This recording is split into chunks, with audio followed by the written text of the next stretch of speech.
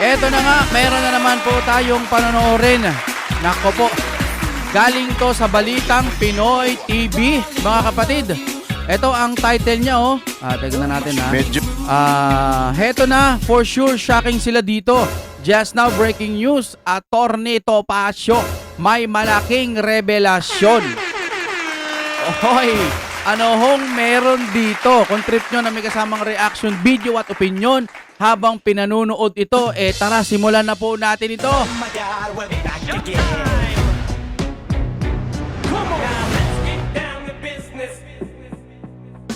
Ang reaction video na ito ay atin sa inyo ng Fiber ni Juan. Napakabilis po ng internet nila at ang mura-mura pa. Tawag na, baka available na po sa inyong lugar ang Fiber ni Juan. Ito na nga, no? Sa tuwing may mga revelasyon o may paglabas ng mga ebidensya, dito natin nakikitang kinakabahan yung mga gumagawa ng kalokohan. Ano ba ang meron dito? Sige nga, panoorin na ho natin. Sagrado po sa mga abogado yan. Paano si George Garcia? He was very active as an election lawyer. Nako! Ang dami niya naging kliyente, not only the Nako! president. How is he going to deal with the situation when a former client goes before the Commission on Elections, which he heads? Nako, ito. Pag-usapan natin to, mga kababayan. Matinding usapin po ito, ha. Medyo delicate, mga kababayan, kasi, nako, may tatamaang malupit na malupit. Nako. Sigurado may magagalit. Nako. Sigurado, dako po, delicate na naman ako niyan. Pero pag-usapan natin yan, unya. Ha? Mate. Chotomate ka decide. Chotomate, ha? Pag-usapan muna natin itong eleksyon. Okay? Kasi meron nung sinabi si Topacio dito sa eleksyon. Baka naman, Banat Bay, ikaw na naman po ang pagbintangan na naman nila nagkakalat ng mga kung ano-ano. Pinanunood mo lang din naman yung balita, no? Okay, sige, tingnan natin. At isa pang malupit na revelasyon, ika nga. Pag-usapan natin yan, ha? Ito po, itong pag-appoint. Nako, ayoko na.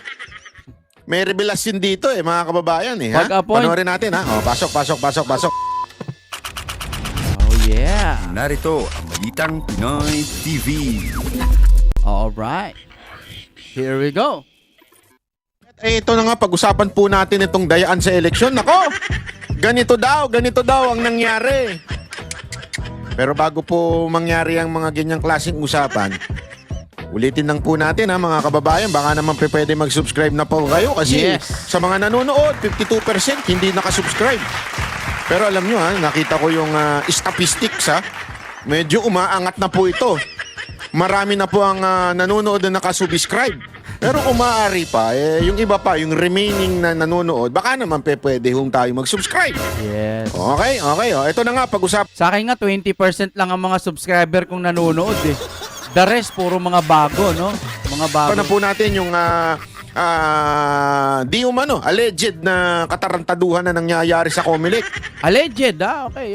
At ayan po ay ibinulgar naman po ni Attorney Topacio. Nako. At meron pa rin pong mamayang pag-uusapan patungkol naman kay Arnel Ignacio. Nako, Ooh. may nasaga pa akong balita dyan. Nako po. Ang lupit, mga kababayan.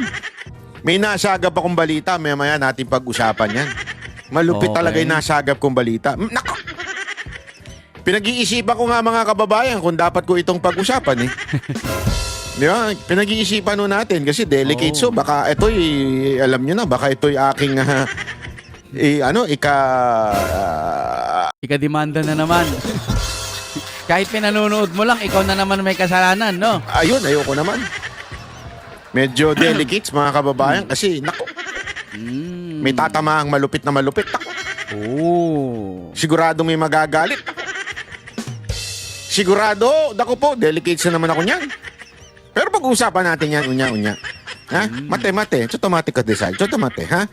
Pag-usapan muna natin itong eleksyon. Okay? Kasi meron nung sinabi si Topacio dito sa eleksyon.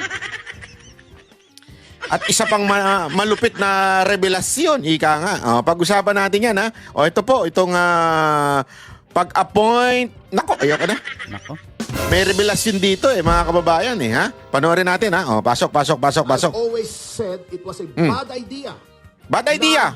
Na? Yung abogado ng Pangulo Nako. ang i-appoint bilang chairman ng COMELEC. Bakit? Ha? Abogado ng Pangulo. Tapos siya yung chairman ng COMELEC? Question mark, ha? Tanong. Tama ba narinig natin? OMG, ha? Nako, bakit?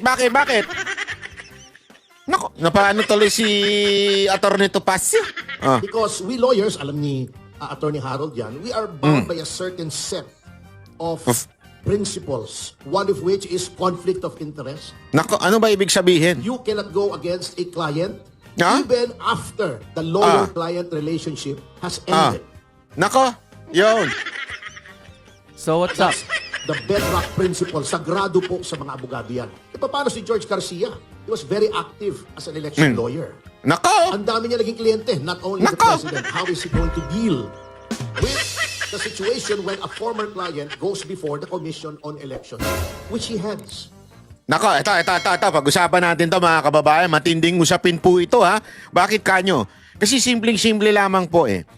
Ang mga abogado, ika nga, sabi nga ni Topacio, meron kaming nakikisali ko. Oh, sige na nga. Meron kaming code of ethics.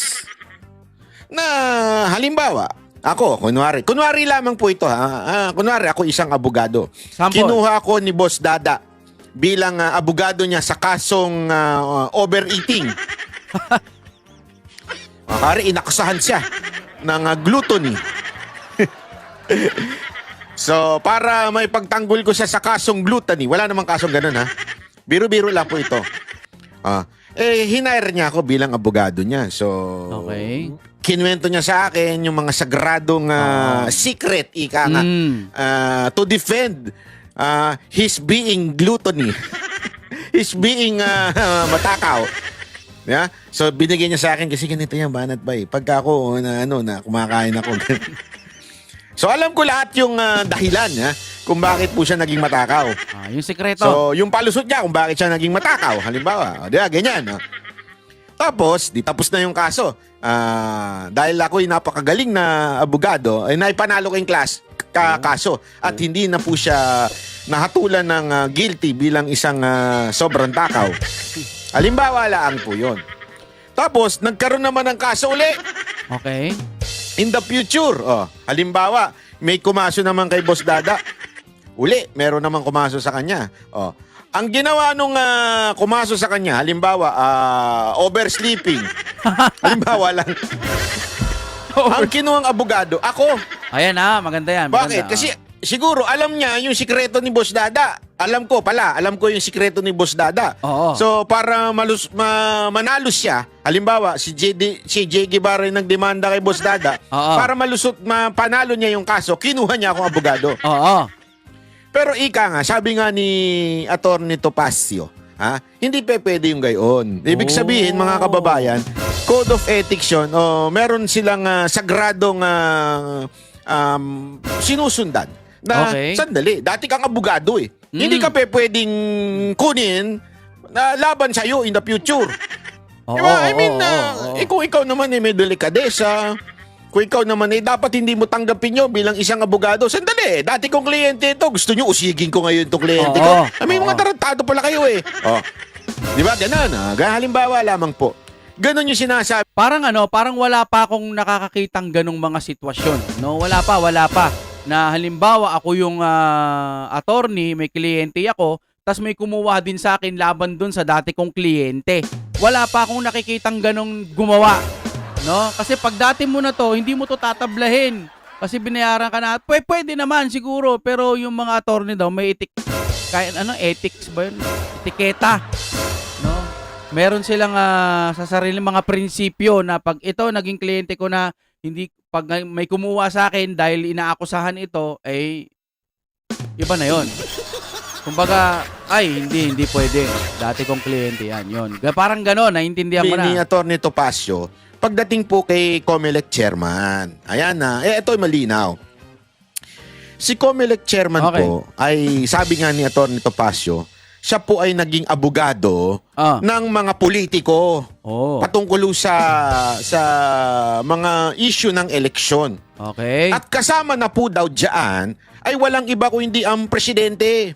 na si Oh. Marcos, the Junior. Kasama siyang abogado.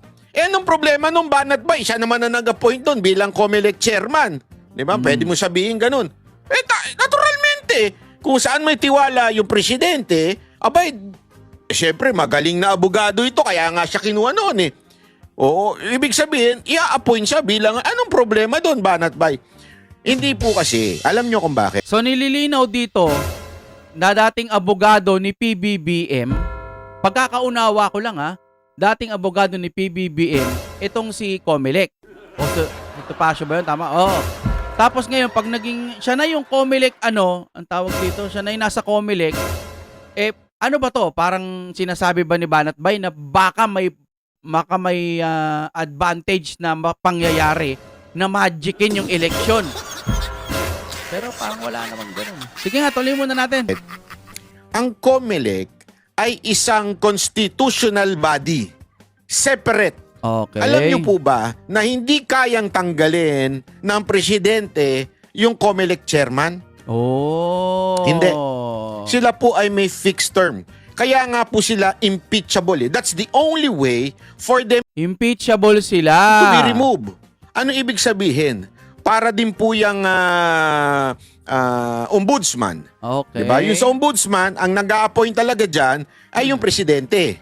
Pag inabutan ng retirement, halimbawa, magre-retire na yung Okay. ombudsman natin ngayon, ang mag-a-appoint po susunod ng ombudsman, presidente.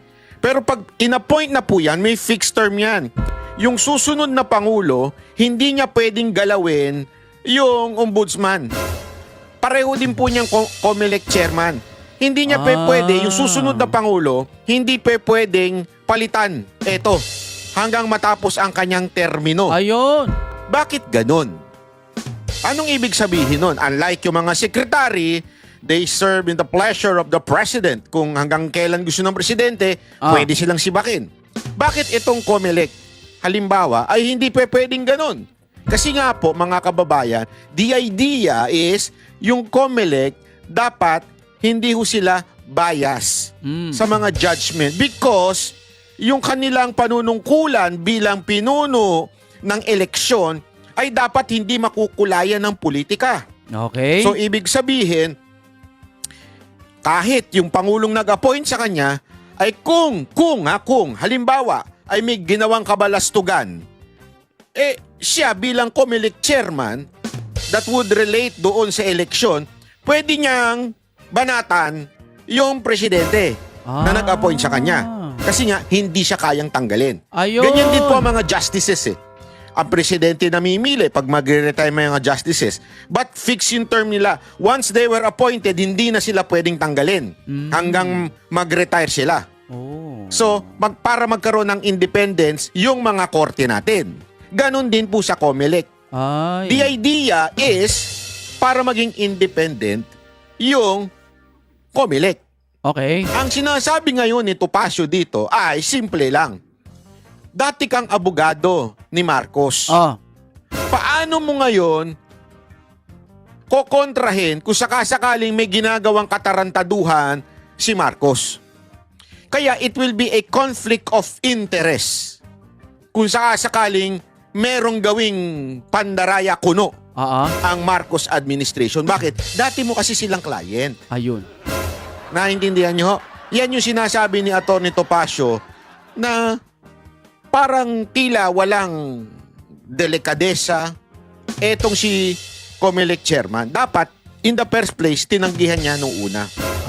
Kasi ngayon, nakukulayan siya ng kung ano-ano. Bakit? Number one, iba yung sinabi niya before the election at pagpapaliwanag niya na mga dapat gawin. Pero hindi ginawa ng COMELEC. Pinakita na natin yan sa isang video natin. Sa katunayan, kahit po yung mga independent watchdog, ay nagsabing gano'n. Ito na nga mga Okay mga kapatid, base ho sa aking pagkakaunawa dito sa sinasabi ni Sir Banat Bay, dating abogado, baka correct me if I'm wrong, syempre, dating abogado ni PBBM, ngayon nandiyan dyan sa COMELEC. Ngayon nakukulayan nga, no? Nakukulayan. Ang ibig sabihin mga kapatid, yung mga kababayan ho natin, nakikita nila at naiintindihan tuloy ng iba. Bakit ganon? Ba't hindi mo inaano yung Duterte Youth, etc. bla bla bla. Parang iniisip tuloy nila, parang iniisip nila na one-sided itong COMELEC. No? Dahil nga sa iniisip din pala nila, kakabulgar lang, oh. Dati palang abogado. Yun lang ang pagkakaintindi ko. So, ang mangyayari niyan, iisipin ng tao at pakiramdam ng mga tao, iisang panig lang si COMELEC. So, parang naka-neutral. Yun lang, oh, ang pagkakaintindi ko sa usapin na ito. Pero, yung bulgar na dati siyang attorney o dati siyang abogado ng ating presidente, tas inilagay sa COMELEC, aba, parang tunog kakampi ko to. Yun. Ganun lamang po ang pagkakaintindi natin dyan. Kayo mga kapatid, gusto kong malaman ng inyong mga komento dyan sa comment section. Advantage ba ni PBBM? Natalo naman din yung mga ibang kaalyado niya. Pwedeng oo, pwedeng hindi. Kasi yung party list, yung Duterte Youth, ba't hanggang ngayon daw hindi pa rin na ipoproklama? Samantalang sabi ng Duterte Youth, meron naman din daw mga iba na mas malala pa yung mga kakaharapin nila, pero bakit yon mga naiproklama na? Bakit sila napakasimple at napakababaw lamang? Bakit ganyan ang nangyari? Yun lang mga kapatid. Alright, hanggang dito na lamang. Maraming salamat po sa inyong panonood at mag-subscribe at mag-like po kayo dyan mga kapatid at abangan nyo pa po ang iba pa nating mga reaction video. Nako, mag-a-update tayo. Sabi kasi may mga daya, walang daya, obserbahan, yung overvote, no? Yung overvote na yan, ano ba? Ano bang pwedeng gawin dyan? Nalaman natin may overvote, no? 7 million daw, di umano. Ngayon, anong gagawin? Nalaman lang natin. O anong ngayon ang pag-action na pwede nating gawin doon po sa sinasabi nilang may overvote? Wala lang, nalaman lang natin. Dapat po may gawing aksyon ang gobyerno natin dyan.